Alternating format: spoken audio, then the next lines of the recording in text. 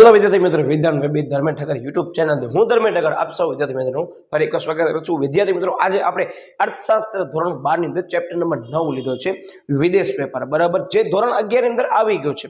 એટલે અમુક મુદ્દે તમને સિમિલર લાગશે અને હા, એમ કહી શકાય કે આને પણ હું ફાસ્ટ ટ્રેક રિવિઝન સિરીઝની અંદર કદાચ શક્ય હશે તો કન્વર્ટ કરી દઈશ, કારણ કે આની અંદર મને 3 થી 4 ટોપિક જે લેવા છે, જે ખાસ કરવા જેવા છે, એવા હું લિમિટેડ ટોપિક અત્યારે ચર્ચામાં લેવાનો છું, જેમાં એક બેજો પર ક્વેશ્ચન ડિપેન્ડન્ટ હશે એ હું અહીંયા લેવાનો નથી। मतलब કે તમે આંતરરાષ્ટ્રીય વેપાર એટલે કે વિદેશ વેપારની અંદર જે છે તમે નોટ કર્યો છે કે આની અંદર જે મુદ્દા આવે છે કે યસ તમને કહી દઉં કે આનામાં છે ને આ જોઈ લો, આ તફાવત આવે છે, તફાવતની જ કારણ છે, તો હું તફાવત લેવાનો છું, બરાબર। એટલે અમુક ચેપ્ટરના આવી રીતે ક્વેશ્ચન લેવાના છે, જેમાં સૌથી પહેલા આપણે લઈએ છીએ આંતરિક વેપાર અને વિદેશ વેપારનો અર્થ, એટલે કે આંતરરાષ્ટ્રીય વેપાર એટલે શું એનો અર્થ આપો, આમ પણ પ્રશ્ન પૂછાઈ શકે છે। કદાચ તમને એમ કે વિદેશ વેપાર અને આંતરરાષ્ટ્રીય વેપાર બે એક જ છે, બરાબર, આંતરિક વેપાર અલગ છે। શું કહે છે કે કોઈ પણ એક દેશની હદની અંદર થતી વેપાર પ્રવૃત્તિને આંતરિક વેપાર તરીકે ઓળખવામાં આવે છે, અને વેપાર તથા દેશની હદની બહાર થતી પ્રવૃત્તિને વિદેશ વેપાર એટલે કે આંતરરાષ્ટ્રીય વેપાર તરીકે પણ ઓળખવામાં આવે છે।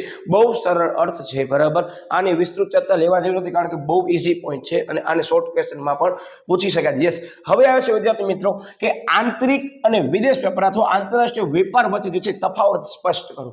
તો આ પ્રશ્ન ઘણી બધી વખત બોર્ડની અંદર પૂછવામાં આવ્યો છે, અને આ પ્રશ્નને ધ્યાનમાં લઈ વિદ્યાર્થી મિત્રો એના કારણો જે છે ને એ આ પ્રશ્નની અંદર આવી જાય છે।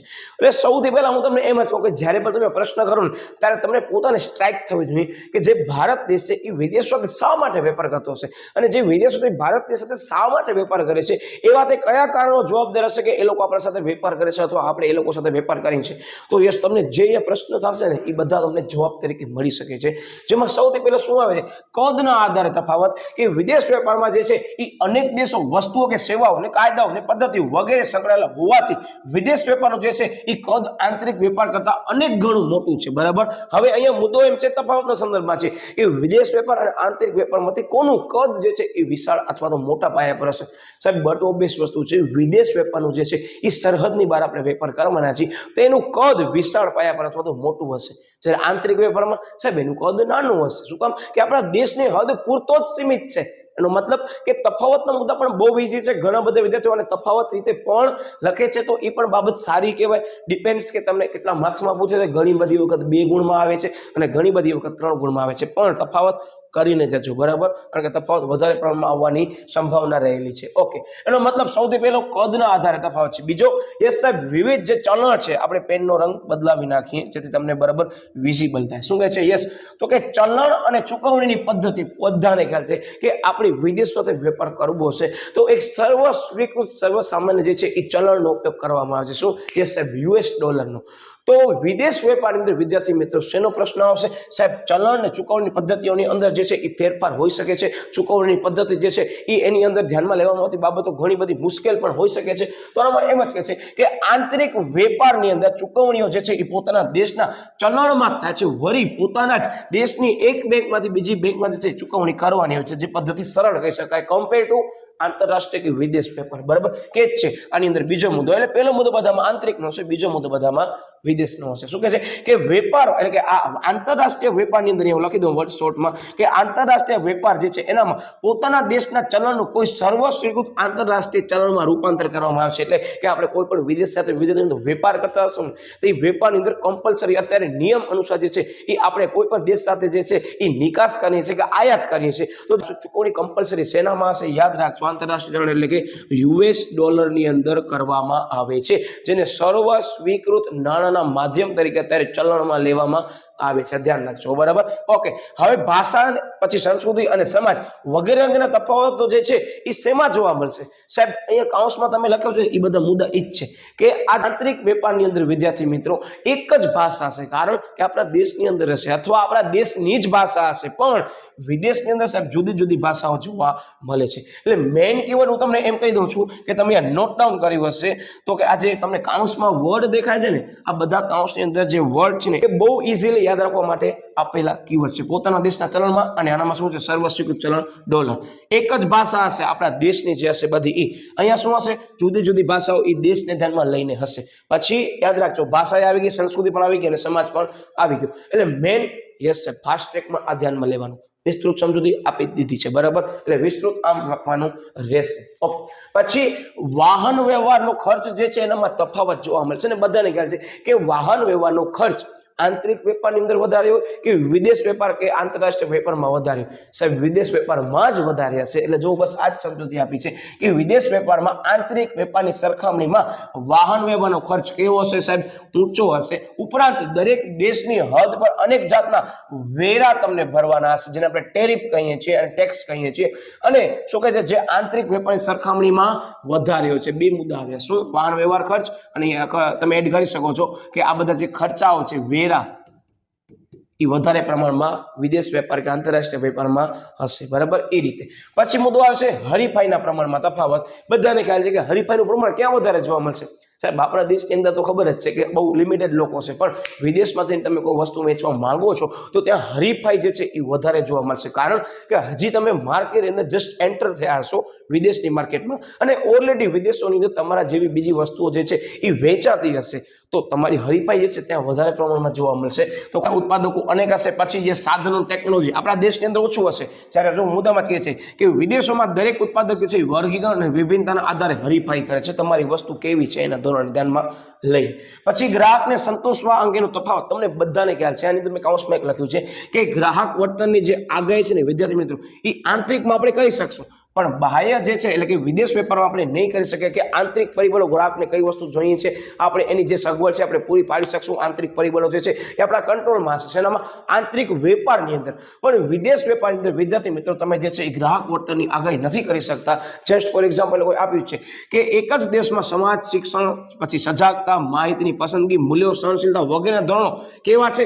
સાહેબ સમાન હોવાના કારણે વેચનારને ગ્રાહક સંતોષનો અંદાજ સહેલાથી મળી જાય છે કે આપણા દેશની અંદર આ વસ્તુ બનાવીને વેચી ગ્રાહકને જે છે એને કેવી લાગી એ રિવ્યુ આપણને મળશે. પણ આ જ વસ્તુ હું વિદેશમાં વેચીશ તો ઝડપથી એ લોકોના વર્તનનો અભ્યાસ નહીં કરી શકું એને સંતોષ થયો છે કે નથી થયો, બરાબર. એટલે એ જ છે વિદેશ વેપારમાં દરેક દેશમાં આવી બાબતોમાં મોટો તફાવત છે. માટે વેચનારે દરેક દેશના ગ્રાહકોને સંતોષ માટે વધુ મહેનત કરવી પડશે. શેનામાં? સાહેબ આંતરરાષ્ટ્રીય વેપારમાં કે વિદેશ વેપારમાં, બરાબર. થોડોક સ્પીડમાં લાગશે કારણ કે આ બધી વસ્તુ રિવિઝન જેવી જ છે. અને હા, તમે કદાચ ચેનલ ઉપર નવા આવ્યા હો તો ખાસ કરીને આપણી ચેનલની અંદર વાણિજ્ય સંચાલન અને એસપીસીસીના પણ ફાસ્ટ ટ્રેક રિવિઝન સિરીઝ મૂકવામાં આવે છે, તો ખાસ એનો અભ્યાસ કરી લેજો, બરાબર. Okay, yes. હવે આવશે લેણ દેણની તુલનાનો ખ્યાલ. ચેપ્ટરની અંદર મેં ક્રમ ચેન્જ કર્યા છે, તમે સમજી ગયા છો કે ક્રમ ચેન્જ કરવા પાછળનું કારણ એટલું જ છે કે જે આઈએમપી ને ટ્વિસ્ટેડ ક્વેશ્ચન છે મેં સૌથી પહેલા લીધા છે. તો શું છે આની અંદર કે લેણ દેણની તુલના કોઈ એક દેશના દેશો સાથેના વેપારનું મૂલ્યનું જે સરવૈયું છે, જેમાં વસ્તુઓ અને સેવાઓનું વેપાર મૂલ્ય જે છે તેમજ સાધનોની હેરફેરનું ખર્ચ અને મૂડીના વેપારના મૂલ્યની નોંધણી કરવામાં આવે છે. આને કહેવાય લેણ દેણ તુલના, બરાબર. પછી શું કહે છે એનો અર્થ કે વર્ષ દરમિયાન દેશની ભૌતિક એટલે કે દ્રશ્ય અને અભૌતિક એટલે કે અદ્રશ્ય આયાત અને નિકાસનું જે છે એ મૂલ્ય દર્શાવતું હિસાબી સરવૈયું એટલે શું? તો કે લેણ દેણની તુલના. મતલબ કે સમગ્ર વર્ષ દરમિયાન જે ભારત જે છે, એક્ઝામ્પલ તરીકે ઇન્ડિયા છે, બરાબર, એ ઇન્ડિયા જે છે એ યુએસ ને અમુક વસ્તુ એક્સપોર્ટ કરે છે અને યુએસ છે અમુક વસ્તુ ઇન્ડિયાને એક્સપોર્ટ કરે છે. તો બંને જણે શું બનાવ્યું હશે? સાહેબ બંને જણે સરવૈયું બનાવ્યું હશે. એ સરવૈયાની અંદર કઈ કઈ બાબતો છે? સાહેબ એક ભૌતિક વસ્તુ, બીજી અભૌતિક સેવાઓ જે પૂરી પાડી છે. એ બંનેનું શું છે? સાહેબ એ બંનેનું મૂલ્ય બંને દેશવાળા બનાવ્યું હશે. તો એ ભારત દેશ જે બનાવે છે એને શું કહેવામાં આવે છે? લેણ દેણની તુલના તરીકે ઓળખવામાં આવે છે. બહુ સરળ ભાષામાં હું તો નામાની અંદર તમને બધાને ખ્યાલ છે, કદાચ આ વિડીયો નામાનો વિદ્યાર્થી, કોમર્સનો વિદ્યાર્થી જોવે છે એને ખ્યાલ હશે કે આપણે વાર્ષિક હિસાબ બનાવી છે. તો બસ એ વાર્ષિક હિસાબ જેવું છે, પણ વાર્ષિક હિસાબ નથી. મારો શબ્દ યાદ રાખજો. શું કામ? કે આની અંદર ચૂકવણીનો સમાવેશ કરવામાં આવશે, આવકનો સમાવેશ કરવામાં આવશે. એનો મતલબ કે નિકાસ કરી હશે, તમારા માટે આવક હશે. વિદેશમાંથી વસ્તુ ઇમ્પોર્ટ કરો છો, આયાત કરો છો, તમને શું કરવું પડશે? સાહેબ ચૂકવણી કરવી પડશે, તો જાવક થશે. તો આવી રીતે તમે નોંધણી કરશો, તમને વિસ્તૃત અને સમજૂતી આવવાની છે, પછી આપણે લેશું જ, બરાબર. ઓકે, કે છે કે ભૌતિક કે દ્રશ્ય ચીજ વસ્તુઓ, અભૌતિક કે અદ્રશ્ય ચીજ વસ્તુઓ એટલે સેવાઓ. મતલબ કે જે ભૌતિક વસ્તુ છે તમે જેને જોઈ શકો છો, તમે તેને ટચ કરી શકો છો, જે દ્રશ્ય છે એ શું હશે? સાહેબ એ છે ને એ ચીજ વસ્તુઓ હશે. સાંભળજો. અને અદ્રશ્ય તમે જોઈ શકતા નથી અને તમે કોઈ આઈટી ફિલ્ડની અંદર સગવડ પૂરી પાડે છે કોઈ યુએસની કંપની, તે શું એ સેવા થઈ, બરાબર? આ યાદ રાખજો, ચીજ વસ્તુ સેવા એટલે શું? અંદરની સમજૂતી આપે છે, જે ધોરણ 11માં તમને આવી ગઈ છે. યસ, લેણદેણની તુલનાને બે બાજુ હોય છે, બાકી બધી હું ઇરેઝ કરી નાખું બાબતો, કારણ કે હવે તમને સમજાઈ ગઈ હશે, જેથી તમને વિઝિબલ થઈ શકે બાકીના મુદ્દા. યસ, શું કહે છે? યસ, તો લેણદેણની તુલનાની બે બાજુ હોય છે. હવે આ બે બાજુમાં એક બાજુ છે જમા બાજુ અને બીજી છે ઉધાર બાજુ. પાકા સર્વેની જેમ જ, પણ પાકા સર્વેના કોન્સેપ્ટ બધા થોડોક અલગ છે, આપણે સમજવાના છીએ આગળ. ઓકે, વિદેશો પાસેથી થતી બધી જ આવકો જમા બાજુ, મતલબ કે તમે જોયું હશે, અહીંયા હું તમને પેશ આપણે જ્યાં દેખાયનો ઉપયોગ કરી લઈએ છીએ. તો યસ, તો કે આની અંદર એમ સમજી લો કે બે પ્રકાર તમને અહીંયા જોવા મળશે. સરવૈયાની અંદર સૌથી પહેલા એક આવશે ઉધાર બાજુ અને બીજી આવશે જમા બાજુ. હવે આપણે એ સ્લાઇડ ઉપર ફરી પાછા આવીએ છીએ તમને સમજાવવા માટે કરીને કે તમે જે છે અહીંયા નોટ કર્યો છે, એ લોકો શબ્દ લખ્યો છે, એને ખાસ ટાર્ગેટ કરજો. જો શું કહે છે કે જે બે લેણદેણની તુલા છે, જે બે બાજુ છે, એટલે કે જમા બાજુ અને ઉધાર બાજુ હોય છે, એનામાં જે બધી જ આવકો છે કઈ બાજુ નોંધવામાં આવે છે? સાહેબ, જમા બાજુ નોંધવામાં આવે છે. એટલે આપણે ઝડપથી અહીંયા આવી જઈએ તો જે બધી આવકો હશે, આપણે આ જે લેણદેણના તુલાનો પત્રક હશે, એનામાં જમા બાજુ શું આવશે? સાહેબ, આ બધી આવકો હશે. તો આ જે બધી આવકો હશે તો ઉધાર બાજુ શું હશે? સાહેબ, હવે અમને આવડે છે, બરાબર? હવે અહીંયા બધા ખર્ચાઓ હશે. જુઓ, નફા નુકસાન ખાતું નથી, પણ યાદ રાખવા માટે કોન્સેપ્ટ સરસ મજાનો છે. હવે આવકો કેમ થાય? તમે મને કહો. ચાલો સાહેબ, આવકો એટલે આપણે કોઈ પણ વસ્તુ વિદેશને જે છે એ નિકાસ કરીએ છીએ. આ શું હશે? સાહેબ, નિકાસ. અને સાહેબ, ખર્ચા કયા હશે? સાહેબ, આપણે ચૂકવણી કરીએ છીએ, મતલબ કોઈક દેશ પાસેથી આપણે વસ્તુ લઈએ છીએ તો શું કરીએ છીએ? સાહેબ, આપણે આયાત કરીએ છીએ. હવે આયાત અને નિકાસ શેની કરીએ છીએ? સાહેબ, ચીજ વસ્તુઓ અને સેવાઓની. તો એનું મૂલ્ય તમે અહીંયા લખો છો, જેને શું કહેવાય? લેણ દેણ તુલા કહેવામાં આવે છે. બહુ બેઝિક મેં લીધો છે, ઘણા બધા કોમર્સના વિદ્યાર્થીઓ એ લોકોને તો ખ્યાલ જ છે, પણ આ જે આર્ટ્સનો વિદ્યાર્થી વિડીયો છે એને ખબર હોવી જોઈએ કે ભાઈ આ ખરેખર છે શું લેણદેણનો પત્રક, બરાબર? આની સમજૂતી મેં આપી દીધી. હવે તમને બધી વિગત જે છે આની ઈઝી લાગશે, બરાબર? ચેપ્ટરમાં આને લગતા ઘણા બધા મુદ્દાઓ છે, તો આપણે આગળ વધીએ છીએ, બરાબર? આ મેં તમને કીધી બધી ચૂકવણી લખવામાં આવે છે. ઓકે, હવે લેણદેણની તુલાની અંદર વિદ્યાર્થી મિત્રો પ્રકારો છે. એક છે સમતોલ અને બીજો છે અસમતોલ. બહુ બેઝિક વસ્તુ કોણ? બે બાજુ સરખી હશે, આવક સરખી અને જાવક પણ સરખી, મતલબ કે આવક અને ખર્ચા સરખા છે તો સમતોલ, પણ બંનેમાં ફેરફાર થાય છે તો ઇમ્બેલેન્સ થાય છે. ક્યારેક તમે નોટ કર્યું છે કે ભારત દેશની અંદર જે છે એ આપણે આયાત અત્યારે વર્તમાન સમય 2024 ધ્યાનમાં લઈએ ને તો નિકાસ કરતા સૌથી વધારે વિદ્યાર્થી મિત્રો આયાત કરવામાં આવી છે. તમે સમજી ગયા ને? આપણને હવે શું કરવાનું છે તો કે આપણને આયાત કરી છે તો એની ચૂકવણી શેમાં કરશું? સાહેબ, ડોલરમાં કરશું. ડોલર આવશે ક્યાંથી? સાહેબ, તમે વધારે પ્રમાણમાં નિકાસ કરી હશે ને તો તમારા પાસે ડોલર અવેલેબલ હશે, પણ આપણે વધારે પ્રમાણમાં નિકાસ કરી નથી. તો હવે આપણે શું કરવું પડશે? સાહેબ, જે આયાત કરે છે ને વસ્તુ, એની ચૂકવણી આપણને ગમે તે થાય, આપણા પાસે નિકાસ કર્યો કે ન કર્યો, પણ એ ચૂકવણી માટે કરી તમને સાહેબ ડોલરની અંદર કરન્સી પે કરવી પડશે. એને મતલબ કે મને એ આયાતોની કિંમત ચૂકવવા માટે એટ એની હાઉ ગમે તેમ કરી મને બેંક પાસેથી પણ ડોલર લેવા પડશે. અને આ જો આપણે વસ્તુ લઈએ છીએ આપણા ભારત દેશ માટે બહુ ખરાબ બાબત કહેવાય. યસ વિદ્યાર્થી મિત્રો, બહુ તમે એક્સ્ટ્રા નોલેજ કહો તો આ વર્તમાન સમયના ધ્યાનમાં લઈએ તો ડોલરની કિંમત એપ્રોક્સિમેટલી 83 ને જે 82 હતી એ વધી 2024માં 85 થઈ ગઈ. મતલબ કે તમને $1 લેવું છે વિદ્યાર્થી મિત્રો, જે તમે પહેલા જે છે $1 માટે કરી અને 82 થી 83 રૂપિયા ચૂકવતા હતા, અત્યારે એના 84 થી 85 રૂપિયા ચૂકવવા પડશે. એનો મતલબ કે તમે જે સેવા વિદેશમાંથી મંગાવો છો આયાત કરીને, એનું મૂલ્ય કેવું થઈ ગયું? સાહેબ, વધી ગયું. એની અસર સીધી ક્યાં આવી? યસ, આપણા અર્થતંત્ર ઉપર આવી. એની સીધી અસર ક્યાં આવી? તો યસ, આના પછીનો મુદ્દો તમે જોઈ શકો છો, જે આના ઉપર આખો ડિપેન્ડન્ટ છે. તમને કહી દઉં કે આની અંદર જે હુંડિયામણ દર, યસ જો આવ્યો, આ હુંડિયામણ દરના કારણે આ બધા ફેરફારો અત્યારે જોવા મળે છે કે તમે જે છે હવે એ $1 લેવા માટે કરી અને વધારે રૂપિયા ચૂકવવા પડશે. આપણે વધારે રૂપિયા ચૂકવીએ છીએ તો આપણા દેશનું જે નાણાંનું ફ્લોટિંગ છે, બરાબર, માર્કેટની અંદર વધારે થશે અને ડોલરની જે છે એ માંગ વધશે. શું કામ? કે આપણો દેશ છે એ ડોલર લેવા માટે ગમે તેવા પ્રયત્ન કરશે તો જ ચૂકવણી કરી શકે, નિકાસ નથી કરતા તો એના કારણે આપણા દેશનું જે મૂલ્ય છે ને નાણાંનું એ ગબડી પડશે, મતલબ ઘટી જશે. શું કામ? કે આપણને ડોલર જોઈએ છે પણ આપણા પાસે નથી, તો ડોલરની માંગ વધી ગઈ. ડોલરની માંગ વધે છે તો તમને પહેલા કરતા વધારે રૂપિયા પ્રત્યેક ડોલર દીઠ ચૂકવવા પડશે. તો આ તમે ચૂકવો છો એના કારણે તમારો હુંડિયામણ દર છે એનામાં વિદ્યાર્થી મિત્રો નુકસાની થઈ શકે છે અને આપણા મૂલ્ય જે છે બજારની અંદર નાણાંનું મૂલ્ય ઘટી શકે છે. જે વર્તમાન 2024ની પરિસ્થિતિ તમે નોટ ડાઉન કરી શકો છો. આની પાછળ ઘણા બધા કારણો જવાબદાર છે. અત્યારે હું વિડીયોમાં ચર્ચા કરીશ તો તમને એમ જ લાગશે સાહેબ આઉટ ઓફ ધ બોક્સ છે, પણ આપણા દેશની અંદર અત્યારે વર્તમાન પરિસ્થિતિ એવી છે કે ભારત દેશ જે છે એ ખૂબ જ વધારે પ્રમાણમાં જે છે એ આયાત કરે છે 2024 નવેમ્બરને ધ્યાનમાં લઈએ તો, અને જે નિકાસ છે એનું પ્રમાણ 2023 નવેમ્બર કરતા ઘટી ગયું છે, જે આપણા દેશ માટે બહુ ખરાબ બાબત કહેવાય. આપણો આ અર્થતંત્ર અત્યારે જે વર્તમાન સમયમાં તમે જોઈ રહ્યા છો ને એની પરિસ્થિતિ એમ સમજી લો ઇમ્બેલેન્સ થઈ ગઈ છે. શું કામ કે ભારત દેશ વધારે પ્રમાણમાં આયાત કરે છે અને જે ચાઇના છે એ શું કરે છે, નિકાસ જ કરે છે, આયાત બહુ ઓછા પ્રમાણમાં કરે છે. તો અર્થતંત્રની અંદર વિદ્યાર્થી મિત્રો આપણો દેશ અત્યારે જે છે ને એમ કહી શકાય કે આપણી ઇકોનોમીની અંદર નિકાસ ઘટી ગઈ છે, જેની ઘણી બધી પડકારરૂપ અસર જોવા મળી શકે છે. બરાબર, આપણે ચર્ચા નથી કરવા માંગતા, પણ જે રિયલ સિચ્યુએશન છે એ આ છે, જોઈ લો. તમે જેટલી વધારે આયાત કરશો એટલો વધારે પ્રમાણમાં તમને કરન્સીમાં ડોલર જોઈશે. કારણ કે વર્તમાન સમયે તમે કોઈ પણ જગ્યાએ અત્યારે ટુરિઝમ અંદર પણ ફરવા જશો તો કમ્પલસરી તમારા પાસે ડોલર હોવા જરૂરી છે. એ તમે ડોલર લઈને જશો ને તમે જે પણ કન્ટ્રીમાં જશો ત્યાંના કરન્સીમાં કન્વર્ટ કરશો ને તમારા પાસે ડોલર માંગશે.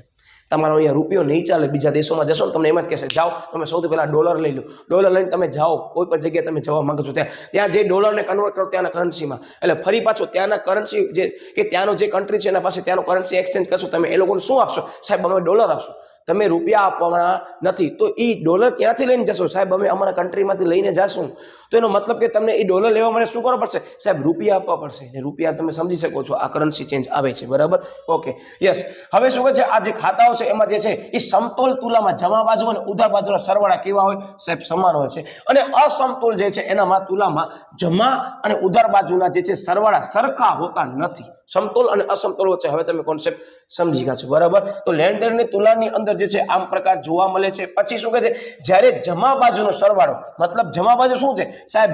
આવક જે છે ને એ આવક વધુ છે. શું છે સાહેબ? એનામાં પુરાંત છે. બરાબર, આ પુરાંત એટલે શું કે એની અંદર જે છે એ ખાધ નથી. પુરાંત એટલે કે એના પાસે જે છે એ રકમ બચેલી છે. મતલબ કે આવક વધારે હોય ને ત્યારે લેણદેણ તુલામાં શું જોવા મળે છે? એક માર્કનો પ્રશ્ન સાહેબ, પુરાંત હશે. પણ જે છે લેણદેણ તુલાની અંદર વિદ્યાર્થી મિત્રો ઉધાર બાજુ એટલે કે ઉધાર બાજુ શું રહેલા હતા સાહેબ? ઉધાર બાજુ ખર્ચા રહેલા હતા અને ખર્ચા જે છે એનો સરવાળો વધારે. તો એનો મતલબ કે લેણદેણ તુલાની અંદર શું જોવા મળે છે? ખાધ જોવા મળે છે. આ બે વસ્તુ ધ્યાનપૂર્વક કરી લેજો, કારણ કે આનામાંથી શોર્ટ ક્વેશ્ચન પણ બની શકે છે, એક માર્કનો પ્રશ્ન પણ બની શકે છે કે લેણદેણની તુલનાની અંદર ક્યારે પુરાંત અને ક્યારે ખાધ જોવા મળે છે. તો લેણદેણ તુલનાના પ્રકારો જે છે એના અંગે સમજૂતી આપો તો આટલી સમજૂતી આપણને લેવાની રહેશે. એટલે આપણે ટુ ધ પોઈન્ટ એવા બધા મુદ્દા લીધા છે કે જે પૂછાવાની સંભાવના શોર્ટ ક્વેશ્ચનમાં પણ વધારે રહેલી છે. અને આ કોન્સેપ્ટ જે છે એ કોમર્સ માટે ઈઝી છે, પણ આર્ટ્સ વાળાને મેં તમને સમજાવ્યું ને જે લેણદેણ ખાતાની આખી વ્યવસ્થિત સમજૂતી એ ખ્યાલ નહીં હોય ને તો થોડોક અટપટો લાગી શકે છે. પણ તમને વાંધો નથી, ફરીથી રિવાઇન્ડ કરી એકવાર ખાસ બોર્ડની પરીક્ષા વખતે જોઈ લેજો. ઓકે, અને હા, કદાચ તમે હજી પણ આઈએમપી નો વિડીયો ન જોયો હોય તો ખાસ આપણી ચેનલ ઉપર જઈ અને આઈએમપી નો વિડીયો જોઈ લેજો, કેમ તૈયારી કરવાની છે બધી વિગત અમે બરાબર જે વિડીયોના એન્ડમાં હું તમને મૂકી દઈશ એની લિંક, અથવા ડિસ્ક્રિપ્શનમાં આપણે મૂકી દઈશું. Okay, yes. હવે લેણદેણની તુલનાના ખાતા અંગે સમજાવો. જો વર્ડ એ શું આવ્યો અહીંયા? ખાતા અંગે સમજાવો. અને અહીંયા લેણદેણની તુલનાના પ્રકારો છે. તમે જોઈ લીધું, વર્ડમાં ચેન્જ આવી ગયો. આ વર્ડમાં ચેન્જ આવવાના કારણે જવાબમાં ચેન્જ આવે છે. બાકી બધી વિગતો આપણે ઇરેઝ કરી નાખીએ કે જેથી કરી તમને વિઝિબલ થાય. જે બાબત મહત્વની સમજવાની છે. ઓકે, હવે લેણદેણની તુલનાના પ્રકાર કેટલા છે? બે છે, સમતોલ અને અસમતોલ. પણ લેણદેણની તુલનાના ખાતાના પ્રકારો કેટલા છે? તો ખાતાના બે પ્રકારો છે, ચાલુ ખાતું અને મૂડી ખાતું. ફરી પાછો કોમર્સ વાળા માટે ઈઝી છે, પણ આર્ટ્સ વાળા માટે ચિંતા ન કરો, આપણે સમજશું. ઓકે, ચાલુ ખાતામાં શું હશે? તો કે આ ખાતામાં નીચેની બધી બાબતો જે છે એ જમા અને ઉધાર રકમોમાં નોંધવામાં આવે છે. બરાબર, આગળ સમજવાના છે. યસ. મૂડી ખાતામાં શું કહે છે કે આ ખાતામાં એક દેશના અન્ય દેશો સાથેના મૂડીના વ્યવહારો, શું વર્ડ આવ્યો સાહેબ? મૂડીના વ્યવહારોનું મૂલ્ય અહીંયા નોંધાય છે. જેમ કે મૂડીના વ્યવહારો કયા હોઈ શકે છે? એક માર્કને સૌથી પહેલા સાહેબ બોન્ડ, શેર, સોનું જે છે, તેમજ મૂડી પ્રકારનું જે ધિરાણ આપણે મેળવ્યું હશે, આપણે લોકોને આપ્યું હશે, તો આ પ્રકારની જે વિગત હશે, પૈસા જેને આપણે કહીએ ને કે પૈસા લેવલ, મતલબ કે કરન્સીની લેવડ દેવડ થઈ હશે કે રોકાણ કર્યું હશે, તો એ બધી વિગતો અહીંયા આવશે. શેનામાં આવશે? તો કે મૂડી ખાતામાં આવશે. અને ચાલુ ખાતા અને મૂડી ખાતાના સરવાળાને લેણદેણની તુલા તરીકે પણ ઓળખવામાં આવે છે. જો આ નવી વસ્તુ યાદ રાખજો. શું કહે છે કે ચાલુ ખાતું અને મૂડી ખાતું જે તમે અહીંયા જોવો છો એ બંનેનો સરવાળો હશે, એ લેણદેણની તુલા કહેવાશે. યાદ રાખજો, આ લેણદેણની તુલામાં સમતોલ અને અસમતોલ ક્યાં જોવા મળશે? તો આ ખાતાને ધ્યાનમાં લઈ સરવાળો કરશું ત્યારે આપણને આ સમતોલ છે કે અસમતોલ છે એ જોવા મળશે. પણ બંનેનું જે મૂલ્ય છે, બરાબર, જે ટોટલ આવે છે એના સરવાળાને લેણદેણની તુલા કહેવામાં આવે છે. સમતોલ અસમતોલ આપણે ગણતરી કરશું, જમા ઉધાર બચે છે એ ગણાય. ક્લિયર થાય છે? હું શું કહું છું કે જે વેરિએશન આવે છે એ આ પ્રકાર છે, સમતોલ અને અસમતોલ. પણ એનું જે ટોટલ છે ને એને લેણદેણની તુલા કહેવાય. છેલ્લે જે એન્ડમાં ટોટલ આવે છે એ. બરાબર, એટલે આની સમજૂતી એ લોકો ચોપડીમાં આપી છે, તમને વિસ્તૃત સમજૂતી એ લોકોએ ઉદાહરણ પણ આપ્યું છે, પણ પરીક્ષામાં કદાચ એમ સમજી લો પૂછાય તો ભલે, બાકી જરૂર નથી. Okay, yes. હવે જે ચાલુ ખાતાની અંદર સમાવેશ થતી બાબતો વિદ્યાર્થી મિત્રો બહુ જાણવા જેવી બાબત છે. તમને બધાને ખ્યાલ છે એક ભૌતિક અને બીજી અભૌતિક વસ્તુઓ આવવાની છે. કઈ કઈ વસ્તુ આવશે ને એનો ખાસ અભ્યાસ કરી લેજો. મારી દ્રષ્ટિએ આ ક્વેશ્ચન આઈએમપી કહેવાય. શું કહે છે કે ભૌતિક વસ્તુના વેપારનું મૂલ્ય અને અભૌતિક વસ્તુના વેપારનું મૂલ્ય છે, જેમાં શું કહે છે કે ભૌતિક વસ્તુ જે છે એ નિકાસ કમાણી ક્યાં લાગશે સાહેબ? જમા બાજુ. યાદ આવી ગયો? હું અહીંયા તમને સેપરેટ દર્શાવું કે જે પણ આપણે જે છે એ આવક છે ક્યાં નોંધશો સાહેબ? આવક છે ને તમે કીધું તું અહીંયા આવશે, અને ખર્ચ છે ક્યાં આવશે સાહેબ? બધા ખર્ચા અહીંયા આવશે. એટલે આ ઉધાર બાજુ કહેવાય, આ જમા બાજુ કહેવાય, આવક બધી અહીંયા. મતલબ કઈ? તો કે જે વસ્તુ તમે શું કરી છે સાહેબ? હમણાં ચર્ચા કરી નિકાસ. એ નિકાસ અહીંયા લખશો. અહીંયા શું આવશે સાહેબ? આયાત આવશે. બરાબર? તો બધી વસ્તુ આજ છે ચર્ચા કરી. Okay, yes. ભૌતિક વસ્તુની આયાત પાછળનો ખર્ચ જે છે એ ઉધાર બાજુ નોંધવામાં આવે છે. કઈ બાજુએ શું નોંધવામાં આવે છે એ જ લોકો ચર્ચા કરી. જો કઈ છે? ભૌતિક વસ્તુ, દ્રશ્ય ચીજ વસ્તુ, બરાબર ને, પેદાશ. ઓકે, આ વિભાગના સરવાળાને વેપાર તુલા કહેવામાં આવે છે. દેશમાં ભૌતિક વસ્તુની આયાતની ચૂકવણી ભૌતિક વસ્તુની નિકાસની કમાણી કરતા વધુ હોય. શું કહે છે કે આયાતની ચૂકવણી ભૌતિક વસ્તુની નિકાસ કરતા વધારે, મતલબ કે જે આયાત છે એનું પ્રમાણ નિકાસથી કેવું છે? વધારે. આ વાક્ય મગજમાં ફિટ રાખજો. વધુ હોય તો વેપાર તુલામાં શું આવે છે સાહેબ? હમણાં ચર્ચા કરી, ખાધ આવે છે. મેં શું કર્યો? માત્રાની અંદર જે છે એ વાક્ય ધ્યાનમાં લઈ ભૌતિક અને અભૌતિક વસ્તુનો કોન્સેપ્ટ લીધો, જેનામાં ઓલરેડી કોન્સેપ્ટ ક્યાંથી આવે સાહેબ? આયરો કોન્સેપ્ટ આપણે ચર્ચા કરી ઈ જ છે. પણ આ સેનામાં સંદર્ભમાં હતું? સમતોલ છે કે અસમતોલ છે એના સંદર્ભમાં હતું. અને આ સેના સંદર્ભમાં છે સાહેબ? આ છે ચાલુ ખાતાના સંદર્ભમાં છે. કોન્સેપ્ટ છે એ તો ઈ જ આગળ જોઈ લો. ભૌતિક અને અભૌતિક, ખાલી વર્ડ એડ થયો. હવે એમ જ કે છે કે આયાત વધારે હશે તો આયાત વધારે તો ખાધ આવશે, નિકાસ વધારે તો શું આવશે? પુરાંત. મતલબ કે અહીંયા આવક વધારે તો પુરાંત કહેવાય. અને નુકસાન જે છે મતલબ કે ચૂકવણી વધારે છે તો એ ખાધ છે. વર્તમાન સમયમાં ખાધ કહી શકાય. બરાબર? ઓકે, જે પરીક્ષામાં નહીં પૂછાય. અને તેનાથી ઉલટું આવે તો વેપાર તુલામાં પુરાંત છે. મેં તમને જે સમજાવ્યું એ. ઓકે, પછી અભૌતિક વસ્તુ એમ જ કહે છે કે અભૌતિક સેવા જે છે એના નિકાસ કે આયાતથી થતા આવક અને જાવકની નોંધ પણ ચાલુ ખાતામાં થાય છે, અને તેના સંયુક્ત સરવાળાને આ ખાતાની તુલા કહે છે. મતલબ કે છેલ્લે અહીંયા જે ટોટલ આવશે ને વિદ્યાર્થી મિત્રો બંને બાજુ એ જે છે ને એ ખાતાની તુલા કહેવાય. બરાબર? મેં તમને જે સમજાવ્યું એ કોન્સેપ્ટ એમ જ કહે છે. શું કહે છે કે આ બધી વસ્તુ આવક અને જાવકની જો ટોટલ થાય છે એ ટોટલનો સરવાળો એટલે શું છે? એ તુલા, વેપાર તુલા. પણ કઈ સાહેબ? ચાલુ ખાતાને ધ્યાનમાં લઈ જે લઈએ એ વેપારનું મૂલ્યની તુલા. બરાબર? એનો મતલબ કે થોડોક તમને મિક્સ લાગશે. મેં તમને પહેલા જ કીધું કે આ સમગ્ર કોન્સેપ્ટ મેં અત્યારે તમને જે સમજાયો છે ને એ આ જ કોન્સેપ્ટ છે. પણ ફરી પાછો રિવાઇઝ કરી દઉં. અહીંયા શું કે સાહેબ? એ તુલાની અંદર સમતોલ છે કે અસમતોલ છે એની રજૂઆત કરી છે. અને અહીંયા શું કર્યું છે સાહેબ? એ જે ચાલુ ખાતાની અંદર જે વસ્તુ ભૌતિક અને અભૌતિક લીધી છે એનું અહીંયા મેન્શન કર્યું છે.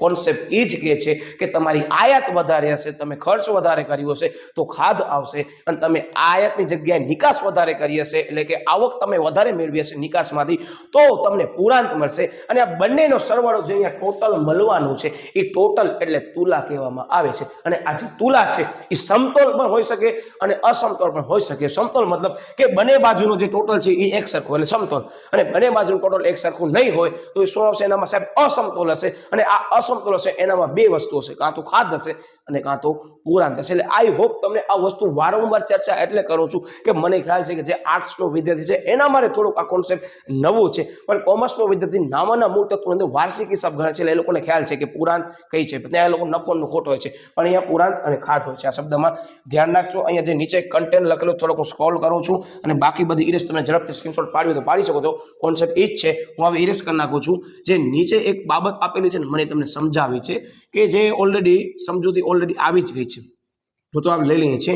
શું કહે છે કે વેપાર તુલાનો અર્થ કે કોઈ એક વર્ષ દરમિયાન તમે જોઈ શકો છો કે કોઈ એક વર્ષ દરમિયાન દેશની ભૌતિક સ્વરૂપની આયાત અને નિકાસના મૂલ્યોનું જે હિસાબી નોંધનું સરવૈયું એટલે વેપાર તુલા. સરવૈયું એટલે શું? મેં તમને કીધું એ એક પ્રકારનું સરવૈયું જ છે ને. જે કોમર્સનો વિદ્યાર્થી છે એને ખ્યાલ છે પાકું સરવૈયું. એવી રીતે આનું શું હશે?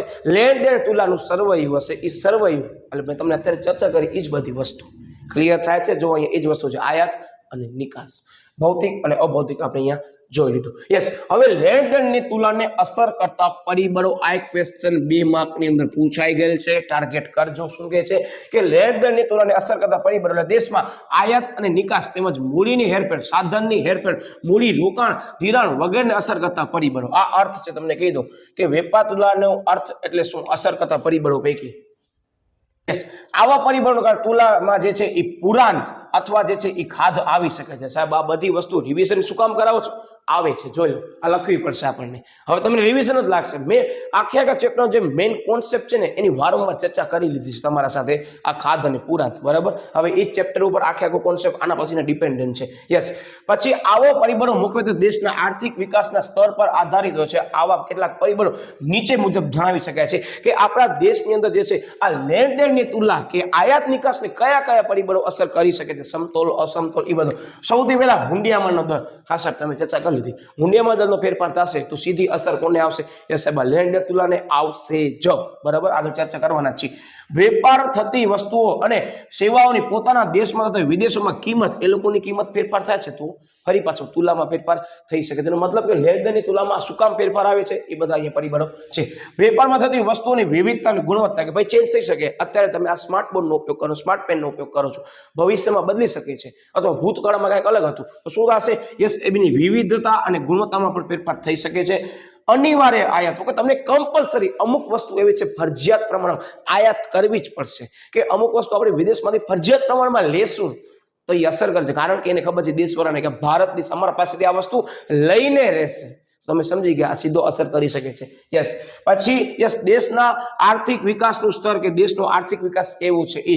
વેપાર પર રાજકીય અને કાયદાકીય અંકુશ. બરાબર, આ બહુ મહત્વનો મુદ્દો છે કે તમે જે વેપાર કરો છો એમાં રાજકીય અને કાયદાકીય અંકુશ કેટલો છે. તમને બધાને કહે છે કે અમુક જે આંતરરાષ્ટ્રીય વેપાર છે એમાં કોટા સિસ્ટમમાં છે. એ કોટાથી વધારે તમે જે છે એ દેશની અંદર એની આયાત નહીં કરી શકો.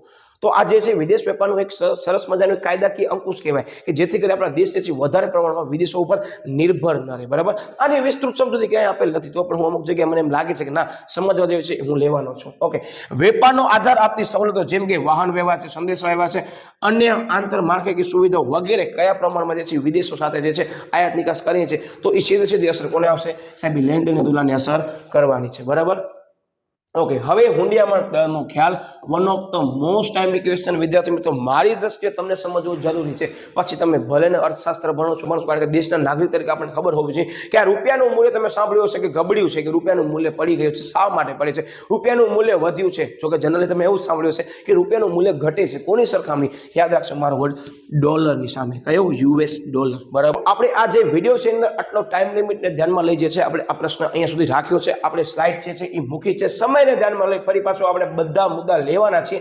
અને one of the most IMP question હોવાના કારણે વિદ્યાર્થી મિત્રો આ પ્રશ્નને મને થોડોક વધારે સમય ફાળવવો છે, એટલે ખાસ આપણે આનો પાર્ટ 2 મૂકવાના જ છે. જ્યારે તમે ટેન્શન લેતા નહીં. એના સિવાય તમે આ ચેપ્ટરના હજી પણ ફાસ્ટ ટ્રેક રિવિઝન સિરીઝ ન જોયો હોય તો ખાસ જોઈ લેજો. વિદ્યાર્થી મિત્રો, આશા છે કે તમને અત્યાર સુધી જેટલો પણ કન્ટેન્ટ આપણે મૂક્યો છે, જેટલો પણ સમજૂતી લીધી છે એ તમને સરળતાથી સમજાઈ ગયો છે. એટલે આઈ હોપ તમને સરળતાથી બધા મુદ્દા યાદ રહી ગયા હશે.